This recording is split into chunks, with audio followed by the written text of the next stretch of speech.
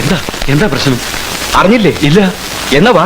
ഹിറ്റ്ലറിന്റെ main കാഫിൽ ഒരു propaganda technique ഉണ്ട്, big ലൈ.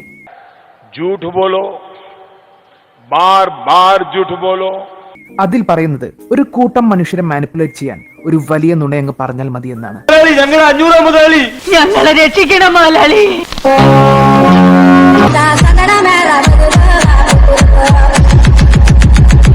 അതായത് ആ നുണ കേൾക്കുന്നവന് തോന്നണം ഇത്ര വലിയ നുണയൊന്നും ആരും പറയില്ല എന്നും, അതുകൊണ്ട് ഇതിൽ എന്തെങ്കിലുമൊക്കെ ഒരു സത്യം ഉണ്ടാവാമെന്നും. एक ही काम, झूठ बोलो, झूठ बोलो, झूठ बोलो. ഇവൻ തന്നെയാ പ്രശ്നം. ഇതിലൊരു ബാധയെ ആവാഹിച്ചിരുത്തിയിട്ടുണ്ട്. ഇരിക്കുന്നവ മുടിയും. പ്രശ്നങ്ങൾ അവസാനിക്കില്ല. അപകടങ്ങൾ പലതും സംഭവിക്കും. എന്താ ഉറക്കം വരുന്നു? അനുവാദം ചോദിച്ചിട്ടുണ്ട്, അനുവാദം കിട്ടിയിട്ടില്ല.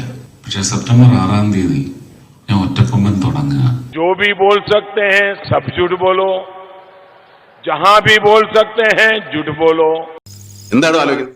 ഞാൻ എന്റെ ജാതകം ഒന്ന് നോക്കിച്ചാലോ എന്ന് ആലോചിക്കായിരുന്നു. എന്തിന്? ഈ മാനഹാനിയും ദ്രവ്യനഷ്ടം എത്ര കാലം കൂടി ഉണ്ടെന്ന് അറിയാനാ.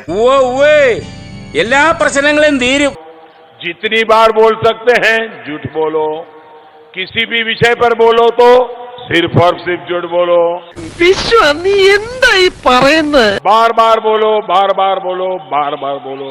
हर जगह पे बोलो और जोर जोर से बोलो.